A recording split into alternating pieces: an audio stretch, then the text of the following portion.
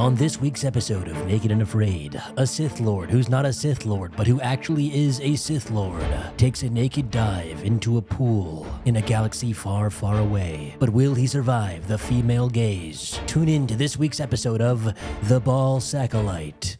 Did I really just say Ball Acolyte? I think it's a better name. Guys, welcome back to the reviews of the Wars of the Stars on Disney Plus, guys. This is Acolyte It's episode 6. Episode 6 of the Acolyte has dropped on Disney Plus, guys. And this might be the most inoffensive, offensive episode yet. And by that, I mean it's still dog shit. So let's break it down and let's dive right in to this week's episode of Disney Star Wars. Let's do this. The episode begins with the same exact shot that we first got from Osha when we first met her in the first episode. You know that little camera turn thing? I guess that's kind of her shot. Whenever she wakes up somewhere strange, new, they do that shot. So well done, I guess, for being consistent. Cool shot. Anyway, she wakes up, she takes a look around. She's got a mini jacuzzi, a couple of random Star Wars looking objects. I think that's Cal Kestis lightsaber workbench. Maybe she can go dual saber action. Who knows? Cozy little outpost here on this random planet. We have no clue where this is. She's got a couple bottles of NyQuil and some random bowls. Yes, I'm looking at everything outside of the actual story of this show because there barely is anything else to look at. She goes to check her wound from last episode and it still looks like a wound. I was joking about that hot tub, but that literally is like a hot tub. Nice. She's also got some Jedi stew, maybe some Sith stew brewing in there. This is a 5-star resort. She makes her way to the jacuzzi, but instead she sniffs a water bottle and takes a good old gulp.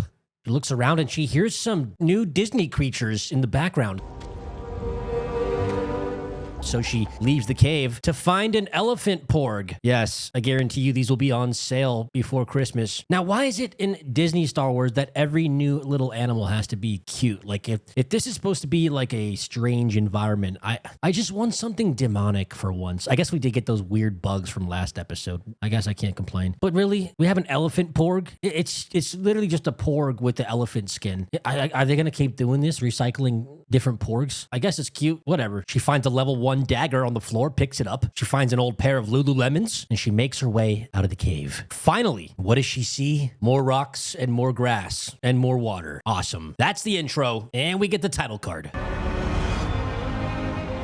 So the story there was she's in a cave and she has a knife. Well done, Disney. We then go right back to the unknown planet. If you have an unknown planet, why do you need to put a title card saying unknown planet? You might as well just leave it as like the lorem ipsum or like the untitled title 01. Thanks for telling me it's an unknown planet. The information is the same with or without the title card.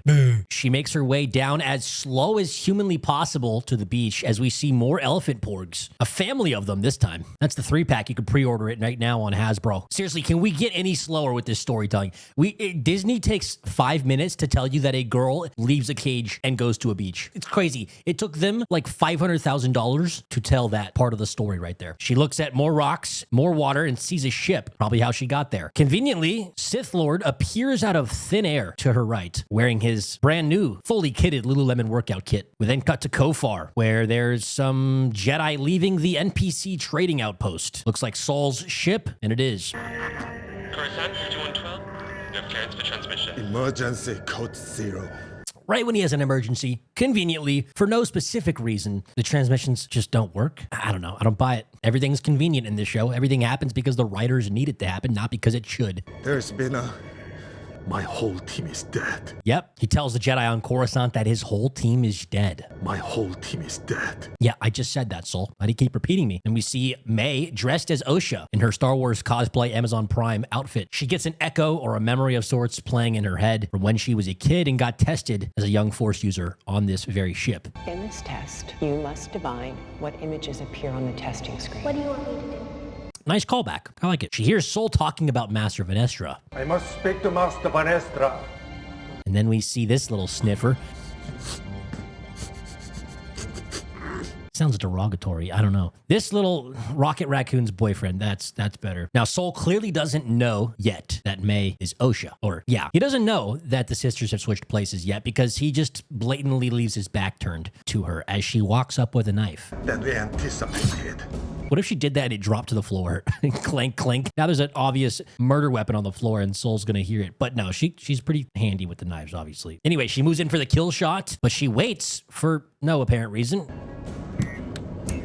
Osha, I'm going to reset the transceiver. And conveniently, Soul has to go repair the transmitter. Okay, if you wanted to stab him, you would have stabbed him. So clearly you don't actually want to stab him, and the writers are just playing up this drama. Well done, writers. Well done. You could have wrote this scene in 1,000 different ways, and you chose the stupidest. I'm seeing a trend here with this show. He then tells Osha May, whatever. He tells May to take the wheel. I thought you might have autopilot on these things. I'm not sure, but whatever. She takes the wheel, does absolutely nothing. So she didn't really need to take the wheel. Jedi Master Squid Game then looks at a Pac-Man map, and it goes dark as he resets the transmitters and breaks his hand on the table. He then starts staring off into the distance and crying, saying nothing for a very awkward amount of time.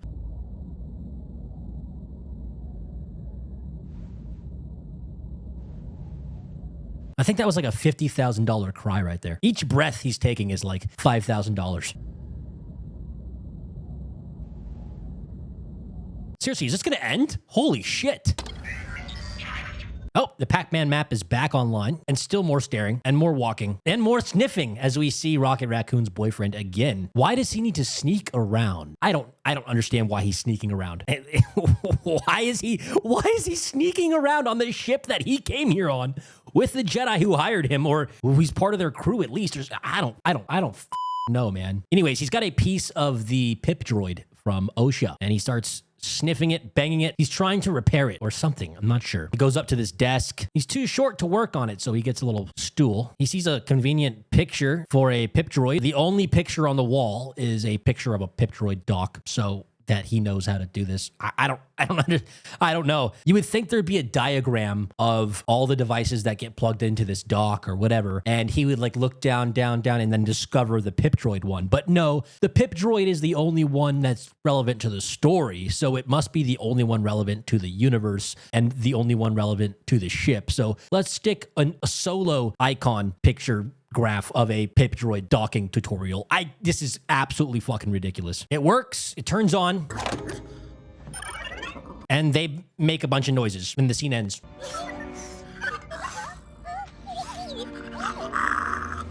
We cut back to Rockwater Planet with Lululemon's Sith Darth Bicep here, and he's going to take a good old skinny dip, as you do in Disney Star Wars. If you're a male only, they would never let a female skinny dip in Disney Star Wars. Just put that on the record. Osha becomes a total peeping Tamantha. Osha becomes a total peeping Tamantha as she creepily looks on as he strips down butt naked and gets into the pool. Seriously, this scene is so drawn out. They even gave him a pump before he got in. Like, what are we doing here? This is like fan fiction level Disney Star Wars bullshit at its freaking peak, man. And are they all wearing Lululemon? Something's weird with the clothing in this. She moves closer with her knife in hand as Darth Bicep goes for a measly little swim. But Osha sees a giant black vibrator, lightsaber, and she can't help but take a grab. That's a big saber. How does it feel? Oh, it feels great. You read my mind. Anyways, Sith Lord Bicep knew that she was there the whole time. Obviously, he's not that dumb. And she goes for the saber pull. Doesn't activate it, though. Save that for later. Not enough budget for her to activate the saber yet. That would probably be at least a $10,000 activation fee. Still cheaper than going to a Disney park for a weekend. Don't move. Feels good, doesn't it? It feels fantastic, man. I just love your big black saber. I assume you didn't keep your own saber when you left the Order. So he knows about her leaving the Jedi Order, and he talks about leaving the Order with no saber. Well, obviously, she grabbed yours. She doesn't have one, so that's a keen observation. He gives her some MLB batting coach tips here. Your stance is good. You should keep your other elbow up higher. And she cranks one out of the park like Manny Ramirez hitting over the green monster. Left field, and the Red Sox are winner. No, but it does look like she's going for a nice triple or maybe a double there. She's got the force. She can probably whack one out. Speaking of whacking one out, look at that big saber. She then points the saber at him, tells him to stay. Stay where you are. And we get the most egregious shoulder pump imagery here from Darth Bicep. We're gonna have to start calling him Darth Trap. Darth Thirst Trap, that is. If you're not gonna join me, I'd like to put my clothes back on. So for an awkwardly long amount of time, he gets dressed while Osha just keeps staring him up and down. I'm wondering if it's honorable to kill me like this. I don't think she's wondering at all. She doesn't care. She knows you're a murderer. She wants to kill you. So that honor has no play in this anymore. It's far gone. Heat of battle. It's justified. But a few hours later, it's vengeance.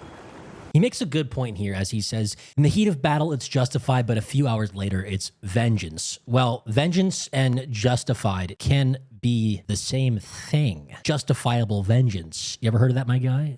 Open your noggin. So I guess 50-50 on the point that he made. But I understand. He thinks that, you know, the Jedi would think it's only honorable to kill in self-defense in a fight instead of going after somebody. So he, you know, in terms of roasting the Jedi, he's correct here. I'll give him that. His dialogue isn't too bad this episode, not gonna lie. I am making fun of the show because it's easy, but not bad. Now you're wondering how I can read your mind. No, why would she be wondering that? She studied under the Jedi for years, and they probably educated her about the Force and how it's used to read minds in a way. I can't. You can't? Wait, what? Not exactly. Your anger betrays your thoughts. So he's not that good at reading minds. He can only feel emotions. Now, that's supposed to be the general idea behind mind reading with the Force, but we've seen other Jedi be less or more capable of kind of, you know, sifting through memories from people. So maybe he's just not that good at reading minds. Who knows? Let me know in the comments. Why bring me here? Yeah, why bring her here? I want to know, truly. Why not kill me? Yeah, why'd you give her like a nice jacuzzi hotel room? But I think it's because he wants an acolyte, remember? And if he can't have one of the twins, he's going to go for the other because, you know, twins are basically the same person. They don't have different emotions at all. That's for sure. It's going to work out perfectly for you. Probably will because the writers say it will. So, yeah. Am I supposed to be your prisoner? No, I think you're supposed to be his new girlfriend with the way he's looking you down here in this L'Oreal freaking shampoo commercial. I don't know what this is, Disney. Prisoner. You're the one with the weapon. Well, yeah, prisoners can steal weapons. So answer the question, my guy. Is she a prisoner or not? That's not the answer. That's a misdirection, a deflection, if you will. This guy should have joined the debate. She then asks if he killed Sol. Did you kill Sol? No. Oh, okay, thanks. She then asks if he killed May. Did you kill May? No. Okay, thanks. Interesting you ask about him first, though. Yeah, interesting you ask about the guy who basically raised you versus your sister who wanted to kill you, seemingly. I think it makes sense. He taught you the Jedi arts, He taught you the Jedi arts? Yep, he did. We know that. but he's more to you than that. So he's kind of like reading her feelings? Okay, I like that. A special relationship, isn't it? Special relationship. I think you want to have a special relationship with her, man. Look at the way you got out of that pool. She was staring you down. Bro, lock it in, lock it down, okay? Come on. And who knows? If her sister comes back, you could have two of them. Master and pupil. Master and pupil. This guy's really getting kinky with the role play. Oh, sorry. I forgot. We're in a Star Wars. He's a Sith, you know, rule of two. I got lost in the fan fiction for a moment. Forgive me. He then takes his Lululemon, packs it up into a bag, and walks away. Scene ends. So what we got from that scene is that she cares about her master, and he wants a pupil. We're almost halfway through the episode, maybe like 1/3 of the way into the episode or more. And all we got from Osha is that she got to look at naked Sith Lord. He knows that she cares about her master, and he wants a pupil. But we already knew all of these things, and we still don't know how big his dick is. God damn it, why can't this be House of the Dragon? My curiosity's killing me.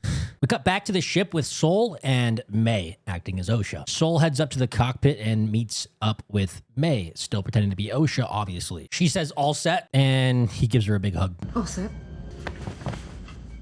You saved us.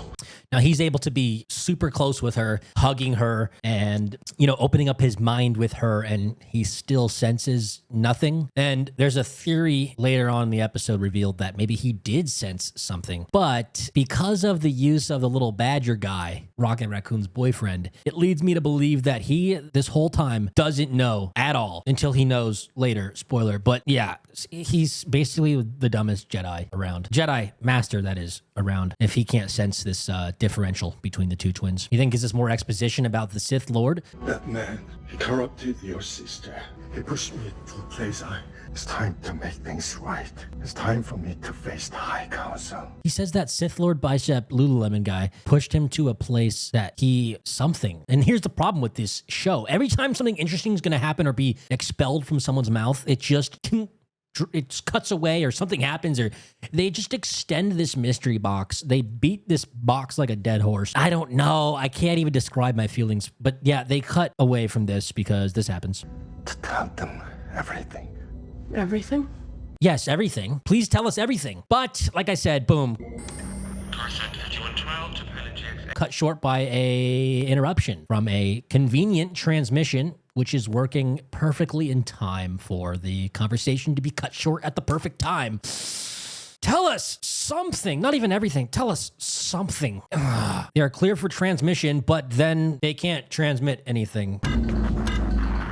And conveniently, the whole ship goes down. What?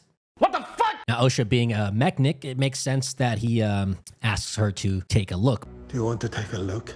Give me a couple minutes. But remember, this is May, so she's gonna have to like improvise here. We cut away to Coruscant, and we see Jedi Master Green Pea. Sorry, Lady Shrek. This little hologram talks about the Jedi always being transparent with the Senate. My colleagues in the expansion region will vote in favor of an external review of the Order. Their review should not be cause for alarm. The Jedi are always transparent with the Senate. Well, I don't know about that because the Jedi aren't even transparent with the Jedi. So, I don't even know what this little hologram's about. It's some sort of like Senate dispute issue that is probably not that relevant to the show, but basically they're going to give a review to the Jedi Order. She says, "Apologies, Senator, I must leave this boring conversation and talk to my Padawan." What is it, Mark? We received a distress call from Master Sol. Apparently he's on a mission in the Outer Rim. Well, yeah, isn't that where the Jedi sent him? So why is this news? I don't know. Maybe this guy just didn't know. Who knows? I'm not even sure anymore. What did he say? Yeah, what did he say? There were casualties. There were casualties. The connection was faulty, but it sounded like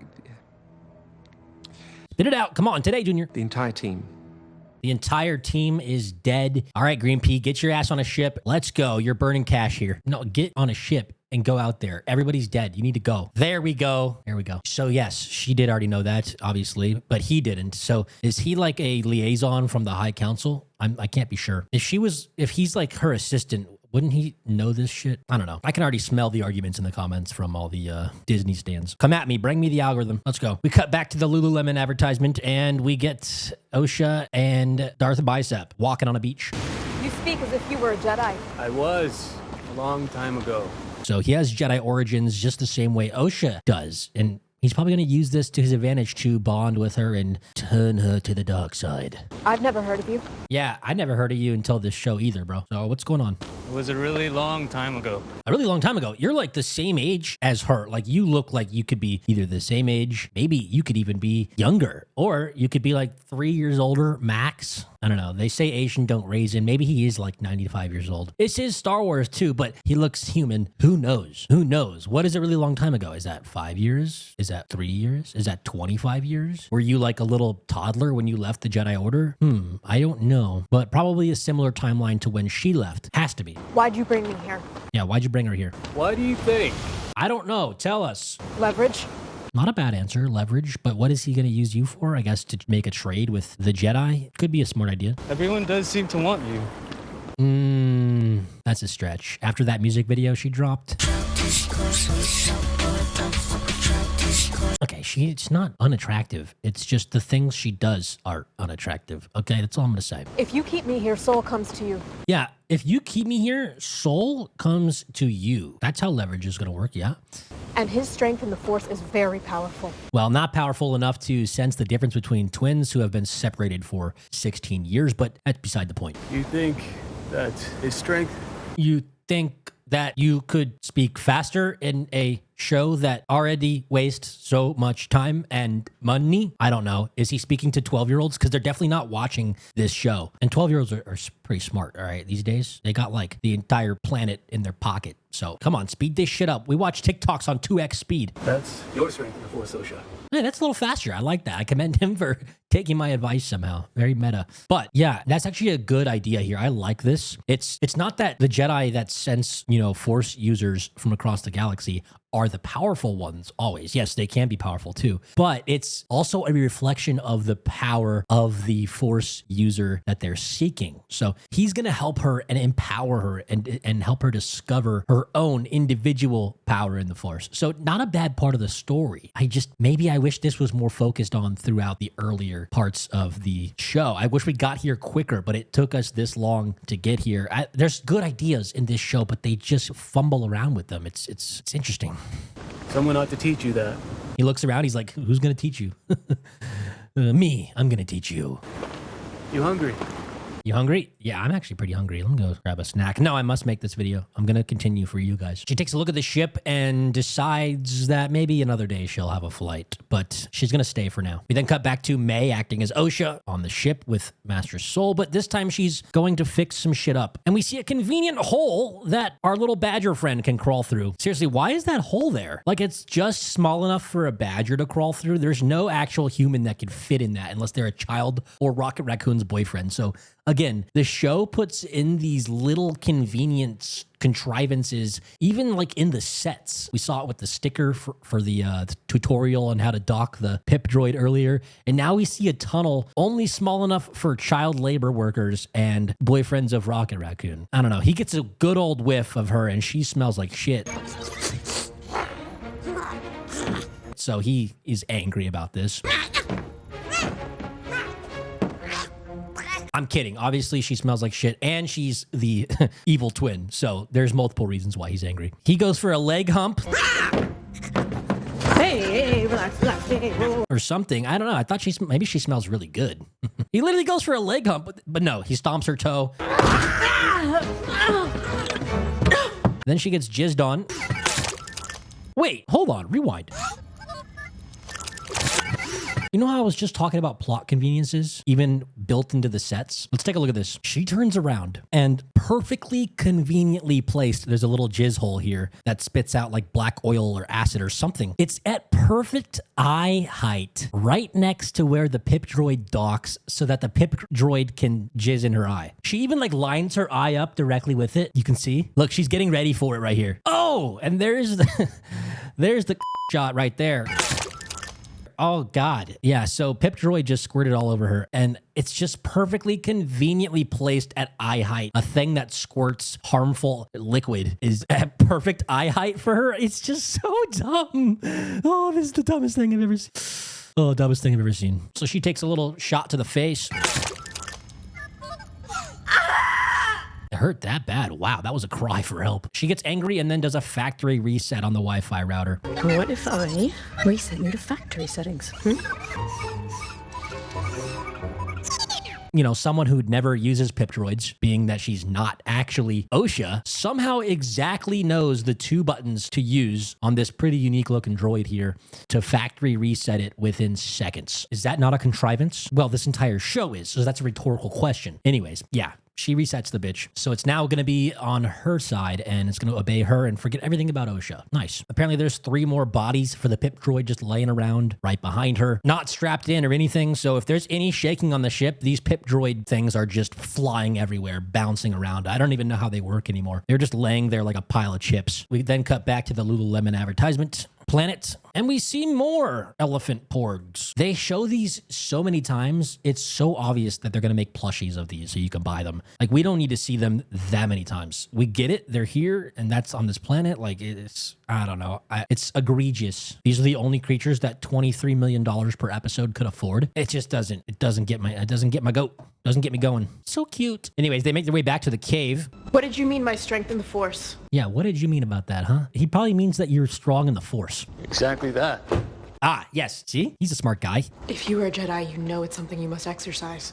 Without training, it fades. Interesting. Without training, it fades. Well, perhaps the ability to wield it correctly fades, but you still have that innate ability. So I don't know who's teaching you over there. And that's what they told you. Yeah, the Jedi are liars. Filthy, dirty little liars. The Jedi teach there's only one way to access the Force. And if you don't do it their way, it fades. The Jedi teach that there's only one way to access the Force. I guess that's true, but what does it have to do with her skill fading, you know? I never knew about this whole, if they don't do it, if you don't do it their way, it fades away. I think that they also teach if you do it the Sith way, you get an unwieldy amount of power that consumes you. So I don't think they necessarily teach it like this. From what I've read in Star Wars lore and stuff, they know that you can access the Force in other ways, but they teach you that it's going to consume you, not that it will fade away. It's almost the opposite of fading away when you go into the Sith dark side path of learning the Force. It becomes overwhelming and you are consumed by the lust for power and the inability to control it. But there is another way. Oh, I'm glad there's another way. Below the surface of consciousness are powerful emotions. Below the surface of consciousness are powerful emotions. They're also there in your conscience too, right? I guess he's telling her to draw on her untapped emotions, which is kind of cool. I like that. That's a real Sith thing to say. So bravo, points here for the script. Anger, fear, loss, desire.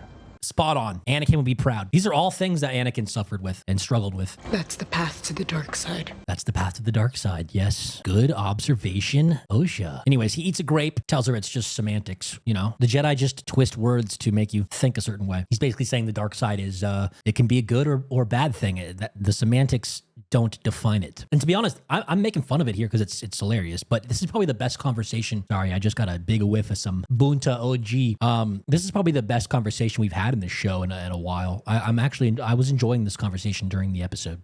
You murdered my friends. I killed Jedi. You murdered my friends. I killed Jedi.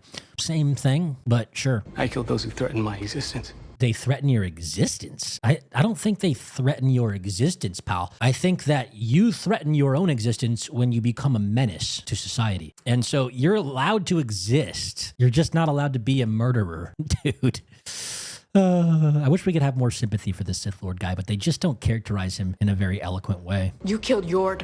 You killed Yord. Yep, we know this. A man who didn't hesitate to turn you in for a crime you didn't commit. A man who was following the rules of the, police force Jedi code, which is to enact justice pragmatically through process. Obviously, they're not going to just know right away that she didn't commit the crime. So what does this even mean? He was just doing his job. I don't know. You killed Jackie. You killed this guy. You killed this guy. You killed that guy. God, what is this dialogue? I can smell the comments calling me a whiny crybaby. Bring it on. Because to be honest, I don't actually care. Your comments just fuel the fire here. So bring them. Anyways. And where did you think that was going to go? You would have had the same relationship with her that you have with your master. I think she was going to have a lesbian relationship. And that's something that was said behind the scenes by the creators of the show. I'm not trying to be weird or ist or whatever. That's literally what they said. They were a budding relationship. Maybe she had a really nice relationship with her master at one point. You never know. You never know. This is written by Leslie Headland. It's all starting to make sense. Wait, written by Leslie Headland? Weinstein used to answer his door half naked in a robe, flashing his cock. This guy is now the master. He walks up to Osha naked in his first scene with her. Oh, I'm discovering the real plot here, and I don't like it. Anyways, is he implying that she wouldn't be able to have lesbian with her because Jedi can't have attachments and can't have sexy times? Well, I guess they can, but they're not supposed to marry and get attached. They could have brothel sex. I don't know. We're getting into the minutia here. You would have had the same relationship with her that you have with your master. One-sided. One-sided? I don't know. It seemed like Jackie cared about her. They were becoming friends or more than that, according to the showrunners. Why do you love people who can only go so far? Why do you love people who can only go so far? They all seem to care about her enough. This is a weak argument from this dude. Who can't go as deep as you can.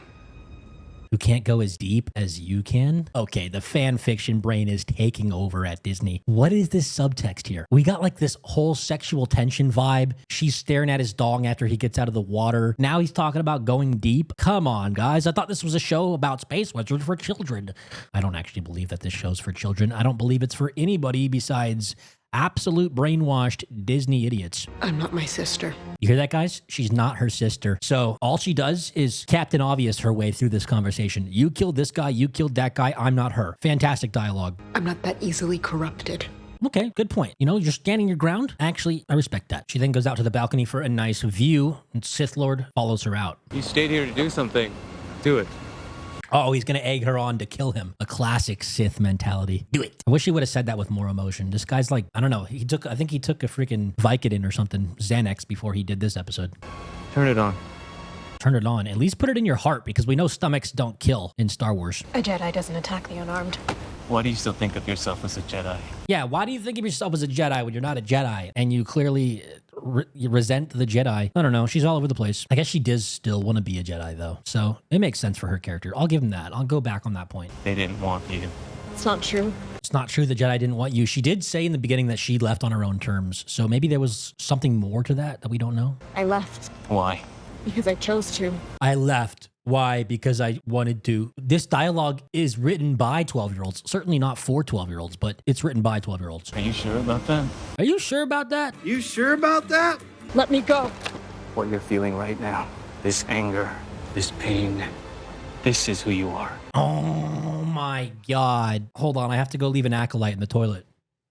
Now, while I was taking an Acolyte break, I actually wrote a better line of dialogue in about 30 seconds. So she gets angry and he says, "You're angry." So instead of wasting time on that, what I would do is have her get angry and he can say something like, "This anger you feel is neither good nor bad, simply a tool to be used." And then she could say something like, "Even a hammer used for an act of murder becomes a weapon of violence." Something, I don't know, even that's a little shaky, but it's like, it has a lot more meat in it while saying the same things that they're saying at the same time. It's, you know, it's just...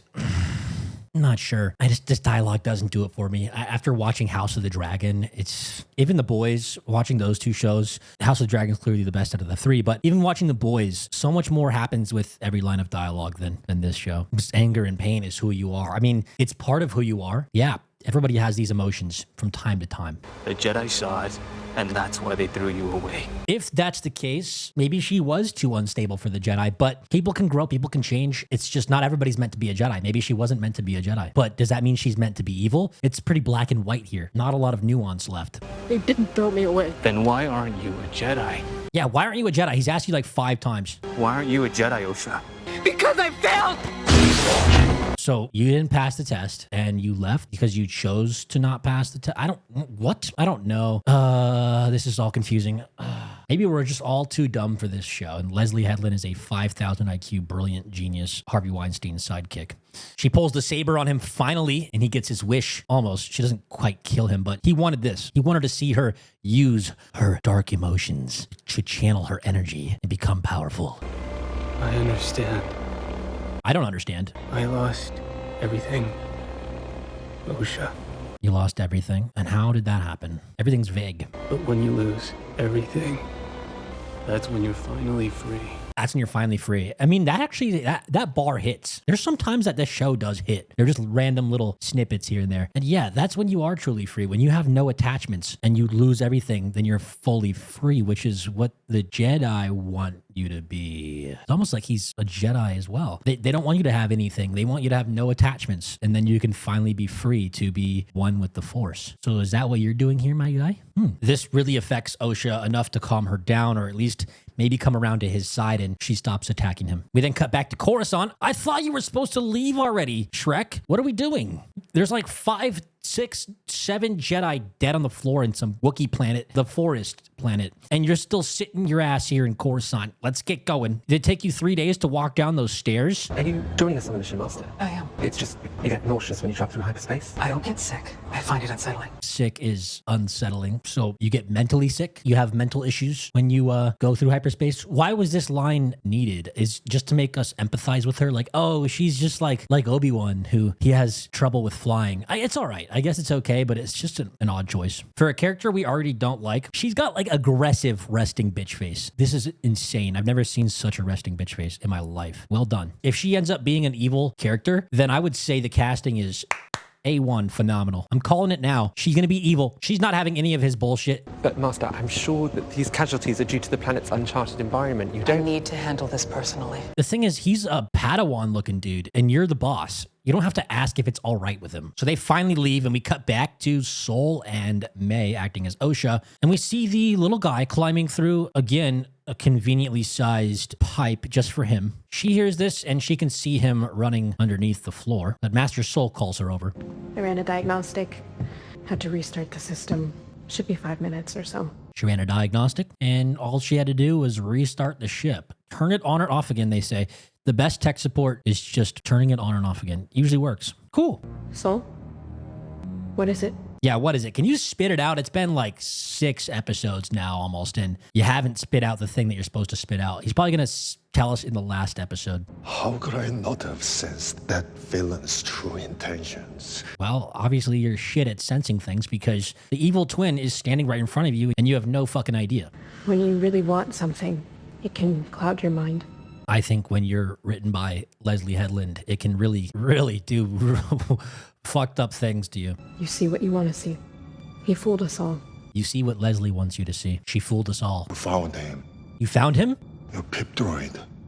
Oh, the pip droid. See, maybe he does. Maybe he's messing with her. Maybe he does know she's not actually Osha, because he's like, you found him, and he could be referring to the Sith Lord, but he's referring to the pip droid. I think the show just wants us to kind of think here. So that was a clever little line. I liked that little red herring. I don't know what to call it exactly, but it was a nice little piece of dialogue. Caught me off guard there.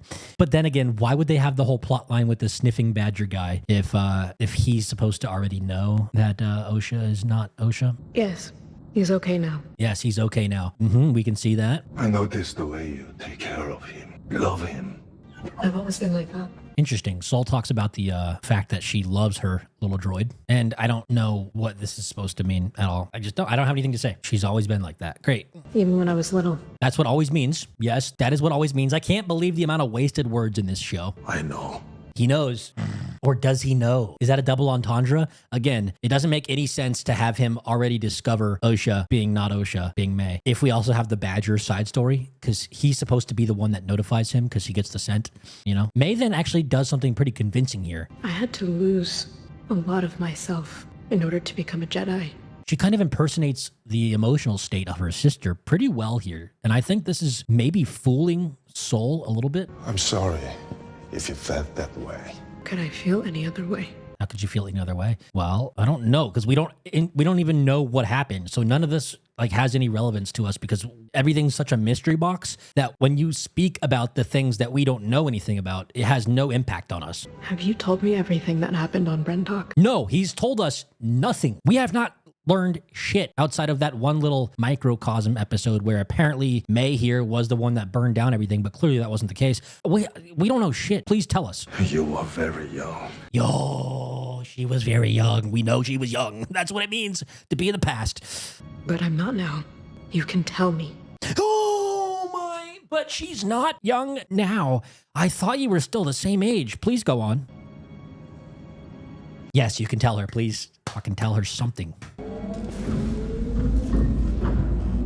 Oh, conveniently, when we were actually going to get any information that was relevant to forwarding the story, the ship turns on and we get to spend $23 million more next episode, probably wasting a lot more time as well. We're getting close to the end of the series here. Can we finally learn some shit? Everything's so perfectly, conveniently fucking stupid. She then goes back to the cockpit and... Hello, is anybody there? Can you hear me? Identify yourself. My name is... I guess Saul knew all along, or was it the Badger? Because look, the Badger clearly was telegraphing us that the Badger is the one who figured it out, and he even follows Saul to the, end here. And I just don't know. I don't know. Nothing makes sense in this show all the way, if you think about it beyond the surface. But yeah, he knocked her out with the stun gun, and we all know that stun guns don't last forever, especially if the character needs to do something, they'll get up right away. So tie that bitch up. Let's go. May. Are we too stupid? Do you think that the audience thinks that he just willingly pulled the trigger on Osha? So you have to have him say, "Oh, May," out loud? Like, you could have just have him look at her and sigh. And the fact that the Badger's there after sniffing and he's shooting her, we would know that that means that he knows that it's not Osha. So again, every little detail in this script tells us how stupid the writers think we are and how stupid the writers are themselves. It's like stupid people, they write shows for themselves. Makes sense. Master Soul, the rescue team is on their way. Leave your transponder on. Leave your transponder on. He goes rogue and turns it off. And he leaves conveniently the same exact second that the other master arrives in the same exact spot. Again, everything is perfectly contrived in this show. Just absolutely. They could have hit each other. Imagine if they just light speed rammed each other. Obviously that wouldn't happen if their computers are working correctly, but it's just a funny joke. Anyways, Green Bean and Padawan Joe Dirt land on the forest planet. They go to the NPC trading outpost. Seriously, who are these guys trading with? We haven't seen a lick of civilization on this planet. Not even in the landscape shots. You can't see a village, nothing. They didn't even have any wherewithal to just CGI in a little village or two in the landscape shots. Padawan investigated the side quest outpost. Seems an Umbra moth colony hatched last night and wreaked havoc on a local settlement. Seemed an Umbra moth colony hatched last night. So I guess there is civilization in the form of bugs. There was a new moth colony that sprung up. and it wreaked havoc on a local settlement. What settlement? We don't see a single settlement. This planet is supposed to be uncharted. There's no settlements here. We've been told and we've been shown that there's no signs of life here outside of Kelnaka and like 2 scavengers that came along randomly. Other than that, they don't do any work to show us that there could have been a local settlement. Anyways, they go investigate, making their way into the forest. And we cut back to Master and Apprentice, and he is welding his helmet back together like Kylo Ren and J.J. Abrams in the Rise of Skywalker, while Osha eats a bowl of oatmeal, or Sith Lord stew, sorry. Did you give the same pitch to my sister? No, he threw a curveball to her, made her kill Jedi without weapons, but with weapons at the same time. I made a mistake with May.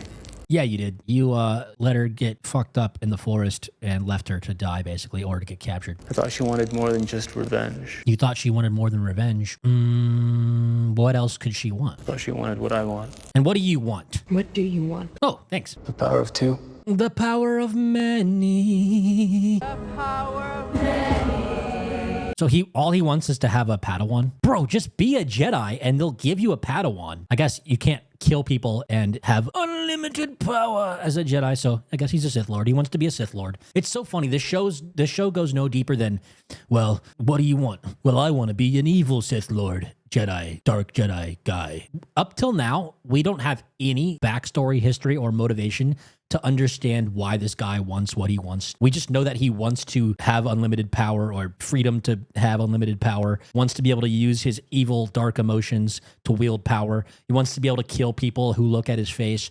I don't know. It's so superficial and veiled that we just don't care. He then reveals a scar in the shape of a whiplash on his back. A very important detail to note for later on in this episode. Where'd you get that scar?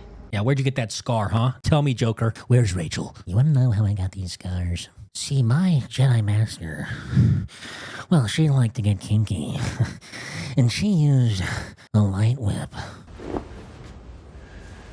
How do you think I got it? How do you think I got it? It looks like someone stabbed you in the back. Looks like someone stabbed you in the back. Oh! Didn't know the show would be that obvious with the dialogue, but it is. Actually, I did know. Someone who threw me away. Someone threw you away? Put you in the trash? I'm sorry, man. Was it your Jedi Master? Your Jedi Master? Are we just going to play the staring contest? I could do this all day.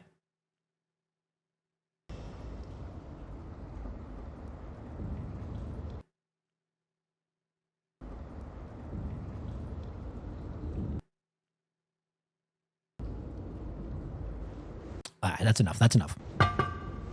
Kurtosis. Wait, what? Wait, hold on. He's like, enough about that. Let's talk about my super cool helmet. Kurtosis. Thanks. Handy against lightsabers? Handy against lightsabers, yes. We saw that the last episode. Whenever someone struck his armor or his helmet, the lightsaber would short out for like as long as the plot needed them to. But also a sensory deprivation headpiece, like we used as younglings. Also a sensory deprivation headpiece, like we used as younglings. Interesting. So this was like sort of the same helmet that Sabine would wear when training with Ahsoka, or Luke with old Ben, or the younglings in the Jedi Academy.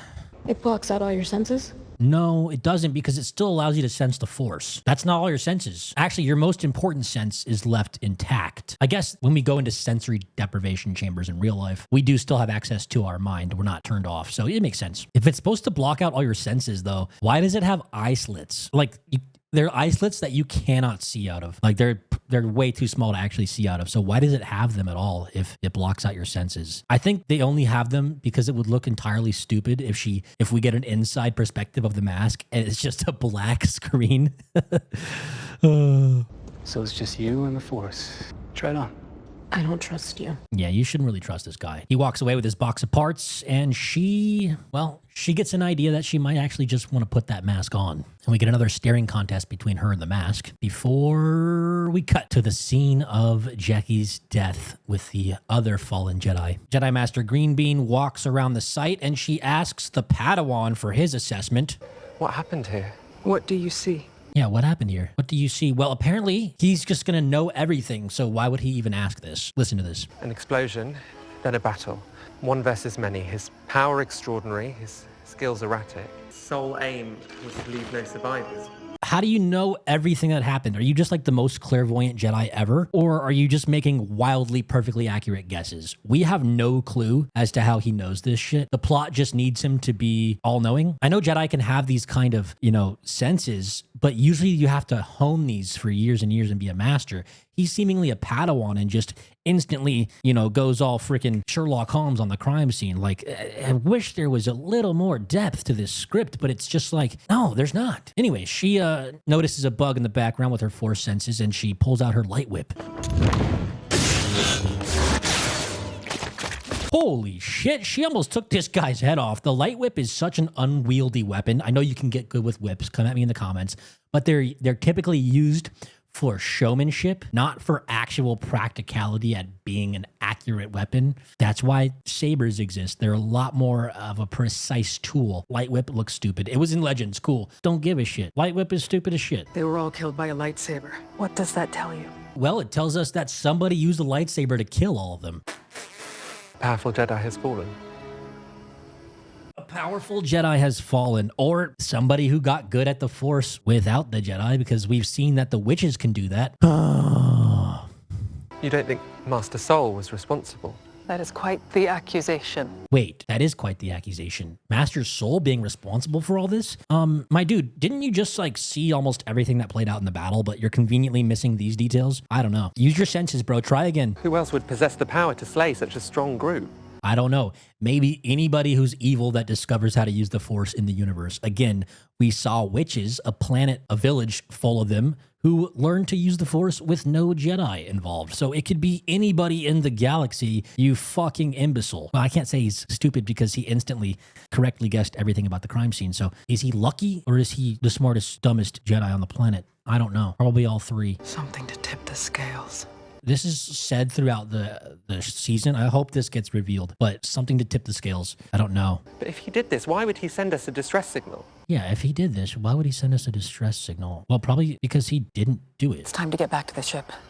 We should prepare these bodies for burial. It's time to go. You've been here for 30 seconds. All right. Are you getting back to the ship or preparing the bodies for burial? You can't go back to the ship and prepare the bodies unless you're going to drag them all the way to the ship to bury them there. I don't know. Nothing makes sense. We then get a shot of May on the ship with Soul, and we can see that her witch lady tattoo is clearly showing now, but conveniently earlier in the episode, the tattoo was perfectly hidden by the hair as if it had been glued or taped down by a set director or a makeup artist. And it's just so tacky that Soul wasn't able to notice the tattoo. Like, her hair clearly moves around a lot in this show, but only not when it needs to not move around so that she can be hidden. They're making Soul seem rather sinister in this scene, almost as if he's going to make a wild character shift all of a sudden. That would not be something unexpected in this show. I have no intention of harming you, May.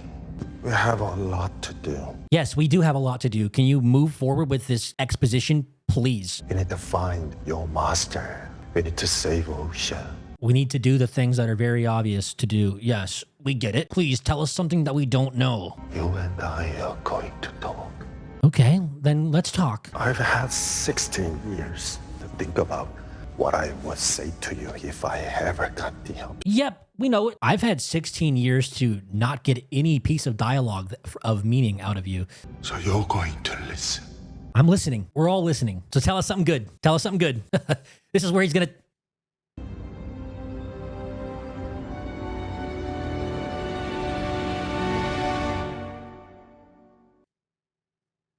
I thought that was the end of the episode. I guess we're getting more here. Anyways, we cut back to the Dark Sith Lord helmet, and Osha decides that she's going to give it a try.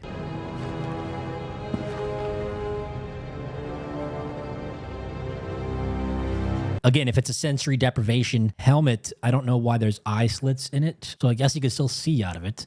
Maybe it, what senses does it prohibit? Like, I'm not sure on that whole thing now. She fingers the helmet gently. She then looks up at the wall, then back at the helmet. She then stares at the helmet more. She touches it again, and she finally picks it up. I'm telling you guys, everything takes 5 years to happen in this show. It's wild. This helmet, putting this helmet on, Probably cost around, I don't know, $300,000 to put this helmet on. She stares at it more and keeps staring and keeps staring, and she puts it on as slowly as humanly possible, and we finally get her in the helmet. And like I told you, it only has slits that you can't even see out of, just so that we don't have an entirely blank screen when she puts it on. That's the only reason we have these slits, because we were told that it blocks all your senses except for the Force. But clearly, you can still see a tiny little ray of light through these slits, but only because they didn't want it to look really stupid when she put it on. But the funny thing is, it ends up looking really stupid when she puts it on. Look at this shot. Seriously, pause.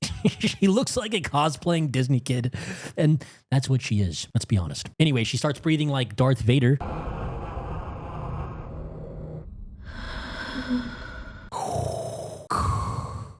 Not all the way, but it's sort of a reference, if you will. And that's when the episode finally ends. My God, it was only about 28 to 32 minutes of actual stuff, but it felt like hours, man.